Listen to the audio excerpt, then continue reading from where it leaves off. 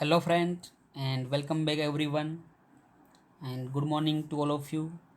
Now, in this session, we will continue for our next question, that is the law of demand and the analysis, that is the reason for inverse relationship between price and demand, and that's the income effect and substitution in effect.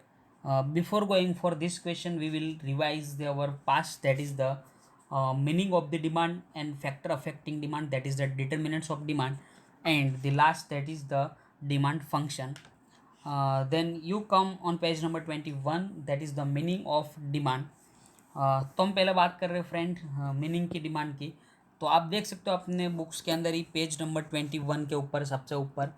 तो demand is the quantity of commodity which a buyer desires is able and willing to buy at a given price and at a given point of time. तो simple ही थी demand की definition कि जो एक desire होनी चाहिए, ability and willingness भी होनी चाहिए कोई भी प्रोडक्ट को परचेस करने के लिए eight a given price at a given point of time.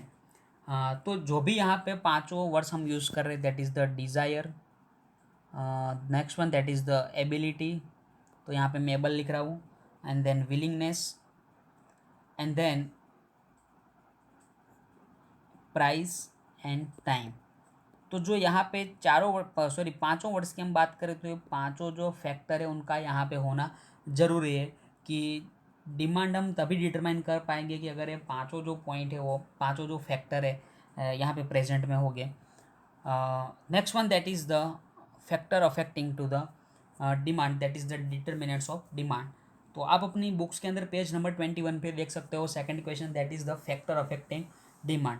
Friend अगर समझो कि क्वेश्चन पूछ रहे हैं कि डिटर्मिनेंट्स ऑफ डिमांड, तो भी आपको याद रखना है कि जो अलग अलग mainly two, that is the price and other than price. And अगर ऐसा क्वेश्चन समझो कि पूछ लिया कि वेरिएबल्स ऑफ द डिमांड, तो भी आपको याद रखना है price and other than price. तो अलग अलग तरीके से वर्ड यूज़ करके क्वेश्चन पूछे जा सकते हैं बोर्ड की एग्जाम के अंदर.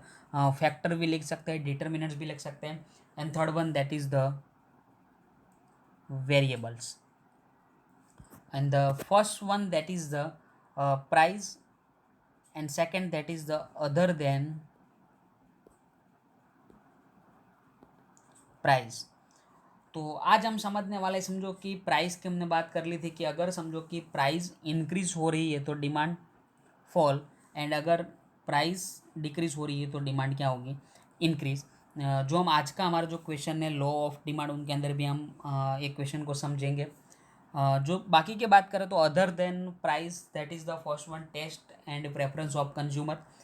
तो वहाँ पे भी सिंपल ही था कि जो लोगों की जो भी टेस्ट एंड प्रेफरेंस होंगी, जो कंज्यूमर की डिमांड उनके ऊपर डिपेंड रहती है. नेक्स्ट वन हमने देखा था कि इनकम ऑफ कंज्यूमर, के अगर समझो कि इनकम इंक्रीज हो रही है तो डिमांड भी क्या होगी, इंक्रीज. एंड अगर इनकम हमारी डिक्रीज हो रही है तो डिमांड क्या होगी, decrease. And then price of related goods, तो वहाँ पे हमें पता था कि substitute goods, and second that is the complementary goods. तो सब्सटीट्यूट गुड्स में हमें पता था कि टी एंड कॉफ़ी. तो हमें पता था कि अगर टी की समझो कि प्राइस इंक्रीज हो रही है तो कॉफ़ी की डिमांड क्या होगी, इंक्रीज, क्योंकि टी की प्राइस इंक्रीज होने से अगर समझो कि पुअर पीपल जो अगर अफोर्ड नहीं कर पाएंगे तो लोग कहाँ पे शिफ्ट हो जाएंगे, कॉफ़ी में. एंड कॉम्प्लीमेंट्री यानी कि बोथ दी प्रोडक्ट टुगेदर, यानी कि एग्जांपल में हम ले सकते हैं कि व्हीकल एंड पेट्रोल. अगर पेट्रोल की प्राइस इंक्रीज हो रही है तो व्हीकल की डिमांड क्या हो जाएगी, डिक्रीज. या तो हम ऐसा भी बोल सकते हैं कि अगर व्हीकल की प्राइस इंक्रीज हो रही है तो पेट्रोल की डिमांड क्या हो सकती है, decrease. And the next that is the expectation about future price. तो हमने फ्यूचर प्राइस में एक्टिवा का एग्जांपल लिया था कि आज समझो कि 75,000 एक्टिवा की प्राइस है. अगर हम फ्यूचर में एक्सपेक्टेशन लग रहा है कि एक्टिवा की प्राइस इंक्रीज होने वाली है, तो 75 से हम समझो कि एक्सपेक्टेशन में ऐसा लग रहा है कि 80,000 होने वाली है. तो यहाँ पे क्या होगा कि जो प्राइस इंक्रीज होने से हमारी जो आज की डिमांड है वो क्या हो जाएगी, इंक्रीज होगी. कि फ्यूचर में हम 80,000 में क्यों एक्टिवा परचेस करें, आज हम 75 में ही परचेस कर लेते हैं. अब समझो कि हम ऐसी एक्सपेक्टेशन लगा रहे हैं कि जो 75,000 एक्टिवा की प्राइस जो अब डिक्रीज होकर होने वाली है 70,000. तो अब यहाँ पे हम डिमांड को क्या करेंगे, डिक्रीज. क्यों, क्योंकि 75,000 में हम एक्टिवा को क्यों परचेज करें, why we purchase at the price of 75,000. Because in the future the price is the fall to 70,000। तो 5,000 यहाँ पे प्राइस डिक्रीज हो रही है तो हमें 5,000 का बेनिफिट मिलेगा। तो करंट में क्या होगा, डिमांड डिक्रीज हो जाएगी अगर फ्यूचर में प्राइस डिक्रीज होने वाली है तो। एंड अगर समझो कि फ्यूचर में प्राइस इंक्रीज होगी तो करंट की बात करो तो करंट में डिमांड क्या हो जाएगी, increase. And the last one that is the size and demographic profile of the population. तो हमें पता है कि साइज़ एंड डेमोग्राफिक की बात करें तो जहाँ पे ज़्यादा पॉपुलेशन वहाँ पे डिमांड क्या होगी, ज़्यादा होगी। और जहाँ पे पॉपुलेशन कम है वहाँ पे डिमांड कम होगी। तो आप अपने बुक्स में से देख सकते हो, सिंपल मीनिंग में लिखा हुआ है। एंड उनके बाद जो हमारा क्वेश्चन था that is the demand function. तो डिमांड फंक्शन के अंदर भी simple the cause and effect relationship between variables can be express in a functional notation. और दूसरी भी एक डेफिनेशन दी हुई थी कि demand function specify in a functional relationship between demand for a good and determinants of the demand. अब हमारा जो आज का सेशन की हम बात करें तो आज का सेशन के अंदर हमारा जो फर्स्ट क्वेश्चन है that is the law of demand. तो हम यहाँ पे लॉ ऑफ डिमांड के अंदर कुछ चर्चा या तो डिस्कशन करेंगे कि क्या है लॉ ऑफ डिमांड, क्या क्या अजम्पशन है, क्या एक्सप्लेनेशन है लॉ ऑफ डिमांड का, एंड डिमांड शेड्यूल। तो यहाँ पे हम सबसे पहले देखते हैं कि लॉ ऑफ डिमांड में क्या होगा। तो फ्रेंड मैं आपको पहले यहाँ पे एक ब्लैंक के अंदर ही पूरा पॉइंट समझा रहा हूँ। तो आपको पहले समझना है कि कंसेप्ट क्या बोल रहा है। बाकी अगर आपको कंसेप्ट यहाँ से समझ में नहीं आएगा तो आप पूरा पॉइंट जो है लॉ ऑफ डिमांड का आपको कुछ वहाँ पे पता चलेगा नहीं। तो सबसे पहले हम समझते हैं कि लॉ ऑफ डिमांड के अंदर क्या होगा। तो आपको अपना जो हमारा फर्स्ट लेक्चर है वो याद करना है फॉर इन दिस चैप्टर। तो इसी चैप्टर का हमारा फर्स्ट लेक्चर में हमने देखा था factor affecting to the demand, या तो डिटर्मिनेंट्स या तो वेरिएबल्स। तो हमें पता था कि मेनली दो फैक्टर थे। First one that is the price and सामने की साइड अदर फैक्टर। और अदर फैक्टर के अंदर और पांच थे, मैं यहाँ पे नहीं लिख रहा हूँ क्योंकि बाद में हमें एक्सप्लेनेशन करने के लिए कोई स्पेस नहीं मिलेगा। तो आपको पता है कि अदर के अंदर क्या था, first taste and preference, second one that is the income, third one that is the related good substitute and complementary, and then fourth one that is the expansion about future price, expectation about future price, and last one that is the size and demographic profile of population. तो friend law of demand की हम बात करें तो law of demand में क्या होगा कि जो अदर फैक्टर है, अदर फैक्टर है जो इफेक्ट कर रहा है डिमांड के ऊपर, वो क्या हो गए, कांस्टेंट हो गए। मैं यहाँ पे लिख रहा हूँ कांस्टेंट। तो यहाँ पे हमें पता है कि जो factor affecting to demand, the first one that is the price and the second that is the other than price. तो अदर देन प्राइस में जो पांच फैक्टर है वो पांचों पांच कांस्टेंट हो गए, यानी कि यहाँ पे कोई चेंज होगा नहीं। जो चेंज होगा वो कौन से फैक्टर में होगा, एक ही फैक्टर में, दैट इज़ द प्राइस। तो अगर समझो कि प्राइस इंक्रीज हो रही है तो हमें पता था कि, और उस टाइम हमने भी देखा भी था कि प्राइस अगर इंक्रीज होगी तो डिमांड क्या होगी, डिक्रीज। तो जो डिमांड डिक्रीज हम बोल रहे हैं यहाँ पे हमें डिक्रीज की बजाय और एक वर्ड यूज़ करना है, वो वर्ड है कॉन्ट्रास्ट। एंड अगर समझो कि प्राइस डिक्रीज हो रही है तो हमें पता था कि हमारी डिमांड क्या होगी, इंक्रीज। तो यहाँ पे हमें इंक्रीज वर्ड को यूज़ नहीं करना, हम यहाँ पे वर्ड यूज़ करेंगे एक्सपांसन। फिर से यहाँ पे मैं बोल रहा हूँ आपको कि यहाँ पे जो हमें अलग अलग वर्ड्स का जो कन्फ्यूज़न है वो क्लियर करना है। फर्स्ट वन हम बात करेंगे लॉ ऑफ डिमांड के अंदर। तो बाकी के जो भी फैक्टर है वो कांस्टेंट रहेंगे, कोई चेंज यहाँ पे होगा नहीं, एज इट इज़ रहेगी अदर फैक्टर। लेकिन जो एक फैक्टर है प्राइस, उसमें कुछ चेंज होगा। अगर समझो कि प्राइस इंक्रीज हो रही है तो हम बोल सकते हैं कि डिमांड क्या होगी, डिक्रीज। लेकिन लो ऑफ डिमांड के अंदर हम डिक्रीज को यूज़ नहीं करेंगे, बल्कि यहाँ पे हम क्या यूज़ करेंगे कि कॉन्ट्रैक्शन हो रहा है। एंड अगर समझो कि प्राइस होगी डिक्रीज तो हम बोल सकते हैं कि डिमांड इंक्रीज। लेकिन इंक्रीज की बजाय यहाँ पे हम कौन सा वर्ड यूज़ करेंगे, दैट इज़ द एक्सपांशन। तो अब हम यहाँ पे डिस्कशन करते हैं लो ऑफ डिमांड के बारे में। You can see on page number 22, या तो आप अपनी स्क्रीन पर भी देख सकते हो मोबाइल के अंदर। Law of demand, the principle explaining the relationship between price and demand for a good, keeping the effect of all other determinants as a constant is called law of demand. Friend, तो यहाँ पे जो भी मैंने आपको समझाया था कि रिलेशनशिप की हम बात करेंगे तो किसके बीच में होगा, प्राइस एंड डिमांड। तो हमें पता है कि जो डिमांड को अफेक्ट कर रहे ऐसे फैक्टर की बात करें तो अलग अलग और भी अदर देन प्राइस में और भी 4 या 5 फैक्टर है। लेकिन जो बाकी के फैक्टर है, बाकी के डिटर्मिनेंट्स से हमें क्या करना है कि वो हमें कांस्टेंट रखना है, अज्यूम करना है कि जो भी वो फैक्टर है वो कांस्टेंट है, चेंज सिर्फ किस में होगा, प्राइस में ही। तो यहाँ पे रिलेशनशिप किसके बीच में बनेगा, प्राइस एंड डिमांड। तो उनको हम क्या बोलेंगे, that is the law of demand. तो आप अंडरलाइन कर दिया अपनी बुक्स के अंदर पेज नंबर 22 में, the principle explaining the relationship between price and demand for good keeping the effect of all other determinants as a constant is called the law of demand. यानी कि यहाँ पे रिलेशनशिप किसके बीच में होगा, प्राइस एंड डिमांड, और बाकी के फैक्टर यानी कि all other determinants as a constant रहेंगे, उनको हम बोल सकते हैं law of demand. In this law, price is the cause variable and demand is a effect variable। यानी कि प्राइस वेरिएबल रहेगी, प्राइस में चेंज हो सकता है, तो उनकी इफेक्ट कहाँ पे आएगी, डिमांड। तो डिमांड भी वेरिएबल यानी कि डिमांड में भी कुछ ना कुछ चेंजेस होंगे। This law was presented by professor Alfred Marshall. तो फ्रेंड फिर से यहाँ पे अंडरलाइन कर दीजिए कि लॉ ऑफ डिमांड किसने प्रेजेंट किया था, अल्फ्रेड मार्शल ने। वन सेंटेंस में पूछ सकते हैं कि लॉ ऑफ डिमांड किसने प्रेजेंट किया था, that is the professor Alfred Marshall. And it express in inverse relationship between price and demand. तो हमें पता है कि जो प्राइस एंड डिमांड के बीच में जो रिलेशनशिप है वो क्या है, इनवर्स रिलेशनशिप। इनवर्स यानी कि नेगेटिव, और हम सिंपल लैंग्वेज में बोले तो उल्टा रिलेशनशिप है इनवर्स यानी कि। क्यों? क्योंकि हमें पता है कि प्राइस अगर इंक्रीज होगी तो डिमांड क्या होगी, कॉन्ट्रैक्शन होगी, या तो हम बोल सकते हैं कि डिक्रीज। लेकिन ज़्यादातर हमें प्राइस की अफेक्ट अगर डिमांड के ऊपर हो रही है तो हमें यहाँ पे कौन सा वर्ड यूज़ करना है, कॉन्ट्रैक्शन ही यूज़ करना है। और अदर फैक्टर से जो भी इफेक्ट होगी तो हम इंक्रीज डिक्रीज बोलेंगे, जो हम आगे के लेक्चर के अंदर समझेंगे वो भी।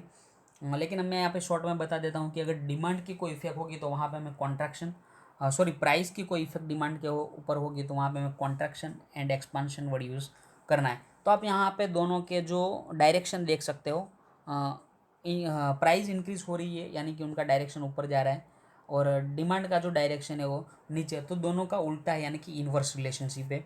अगर समझो कि प्राइस हो रही है डिक्रीज तो हम बताया था कि डिमांड क्या होगी, एक्सपांड होगी, एक्सपांशन होगी। तो यहाँ पे दोनों का आप डायरेक्शन देख सकते हो उल्टा है, that is the negative relationship या तो इन्वर्स रिलेशनशिप हम बोल सकते हैं। If the price of good fall यानी कि प्राइस क्या होगी, फॉल यानी कि डिक्रीज, तो डिमांड एक्सपांड हो गए यानी कि इंक्रीज। एंड अगर if price of good rise यानी कि प्राइस इंक्रीज हो रही है तो डिमांड कॉन्ट्रैक्ट यानी कि डिमांड इज अ डिक्रीज। तो हमें यहाँ पे दो वर्ड्स यूज़ करना है, एक्सपांशन एंड कॉन्ट्रैक्शन, यानी कि एक्सपांड एंड कॉन्ट्रैक्ट्स। आगे हम बात करते हैं कि assumption of law of demand के बारे में। तो क्या क्या यहाँ पे हमें अजम्पशन करना पड़ेगा, तो आप देख सकते हो कि there inverse relationship between price and demand of the good as express by law of demand is based upon certain assumption. तो यहाँ पे जो रिलेशनशिप क्रिएट हो रहा था लॉ ऑफ डिमांड के अंदर वो किसके बीच में था, ओनली प्राइस एंड डिमांड के बीच में। बाकी के जो भी फैक्टर थे डिटरमिनेंट्स वो एज अ कॉन्स्टेंट रहते थे। तो क्या क्या कांस्टेंट था, क्या क्या अनचेंज रहा था हम देखेंगे। तो आपको पता है कि आप पेज नंबर 21 और वहाँ पे अदर फैक्टर अदर डिटर्मिनेंट्स में देख सकते हो। First one taste and preference, second one income of consumer, third one price of related that is the substitute and complementary, expectation about future price, and the last one that is the size and demographic profile of population. तो यहाँ पे जो हमने 5 अलग अलग other than price के सिवाय जो फैक्टर वो हमने देखे थे, वही पाँचों पाँच यहाँ पे आप देख सकते हो। ये पाँचों पाँच वही फैक्टर है जो अदर देन प्राइस में थे। आप फर्स्ट वन यहाँ पे देख सकते हो, taste and preference, and second that is the income, third that is the substitute and complementary goods, fourth that is the future price, and the last that is the size of population. तो जो 5 factor हमने other than price में देखे वही 5 factor यहाँ पे है। उसमें अजम्पशन हम यहाँ पे हमें क्या करना है, तो मैंने आपको बोला था कि जो अदर देन प्राइस के जो भी फैक्टर है वो सब फैक्टर क्या रहेंगे, कांस्टेंट रहेंगे, अनचेंज रहेंगे। तो आपको यहाँ पे भी ऐसा एजम्पशन करना है कि taste and preference of the consumer remain unchanged, income of consumer remain unchanged, price of substitute and complementary goods remain unchanged, and consumer do not make a anticipation regarding future price, यानी कि future के price के बारे में हम कोई यहाँ पे एक्सपेक्टेशन नहीं लगाएंगे। And the last that is the size of population remain same, यानी कि साइज में भी, पॉपुलेशन में भी कोई चेंज होने वाला नहीं है। तो अदर देन प्राइस में जितने भी फैक्टर थे वो सब फैक्टर कांस्टेंट, जो सिर्फ चेंज होगा वो किस में होगा, प्राइस, और प्राइस की इफेक्ट कहाँ पे आएगी, डिमांड के ऊपर। तो यहाँ पे हम बोल सकते हैं कि that is the law of demand. Explanation of law of demand, we can explain the law of demand with the help of the schedule diagram and reasoning provided below. तो यहाँ पे हम समझ रहे हैं कि हाँ, लॉ ऑफ डिमांड का एक्सप्लेनेशन। तो यहाँ पे पहले हम देखते हैं कि demand schedule, the schedule showing the willingness of consumer to buy different quantities a good at a various prices is called demand schedule। तो सिंपली ये डिमांड शेड्यूल का मीनिंग कि जो शेड्यूल है वो क्या शो कर रहा है, शो कर रहा है willingness of consumer to buy different quantities a good at a various price is called demand schedule. The following schedule is an imaginary या तो abstract example of a demand schedule. तो यहाँ पे जो डिमांड शेड्यूल हमें दिया हुआ है कि जब प्राइस 50 रुपीज़ थी तब डिमांड मिल्क की लीटर में 1 लीटर, जब प्राइस हो रही है 40 तो डिमांड बढ़ के 2 लीटर्स हो गई, 30 के टाइम 3 लीटर, एंड जब 20 प्राइस है तो 4 litre demand, and 10 rupees milk की प्राइस तो 5 लीटर डिमांड हो रही है। तो फ्रेंड यहाँ पे आप देख सकते हो कि जो ग्राफ की हम बात करें तो आपने ग्राफ में मैंने पहले फर्स्ट चैप्टर में आपको थोड़ा समझा दिया था। तो यहाँ पे है वाई एक्सिस एंड यहाँ पे एक्स एक्सिस, तो हमें पता है एक्स एक्सिस है, वहाँ पे डिमांड लिखी है और यहाँ पे मेंशन भी किया हुआ है डिमांड ऑफ मिल्क, एंड जो वाई एक्सिस है वहाँ पे प्राइस मेंशन की हुई है। तो आप यहाँ पे देख सकते हो कि जब समझो कि प्राइस मिल्क की 50 रुपीज़ है तो यहाँ पे तब डिमांड कितनी है 1 लीटर। तो आप दोनों को यहाँ पे हम टच कर सकते हैं या तो कनेक्ट कर सकते हैं कि जब 50 रुपीज़ प्राइस है तब डिमांड 1 लीटर। अब समझो कि प्राइस हुई 40 रुपीज़, तब डिमांड कितनी हो गई, 2 लीटर्स। जब प्राइस हुई 30 रुपीज़ तब डिमांड 3 लीटर्स। जब प्राइस हुई 20 rupees, that's a D point, तब डिमांड हुई 4 लीटर की। एंड जब प्राइस लोवेस्ट होगी 10 रुपीज़ तब डिमांड कितनी हुई, 5 लीटर्स की। तो यहाँ पे सिंपल ये ग्राफ की जो भी डिमांड अगर इंक्रीज़ होगी तो हमें पता, सॉरी, अगर प्राइस डिक्रीज़ होगी तो डिमांड क्या होने वाली है, इंक्रीज। आप देख सकते हो कि जब 50 रुपीज़ प्राइस है तो डिमांड सिर्फ 1 लीटर की है, और जब 10 लीटर्स की प्राइस है तब डिमांड 5 लीटर की हो गई, यानी कि प्राइस डिक्रीज़ होने से हमारी डिमांड क्या हो रही है, इंक्रीज़ हो रही है। हाँ, यहाँ पे हम एक्सप्लेनेशन में समझ लेंगे। The above diagram show the price of milk on Y axis. Friend यहाँ पे आप अपनी बुक्स के अंदर ओपन रखना ग्राफ, तो आप अपने डायग्राम के अंदर देख सकते हो कि जो मिल्क की प्राइस है वो वाई एक्सिस के ऊपर है,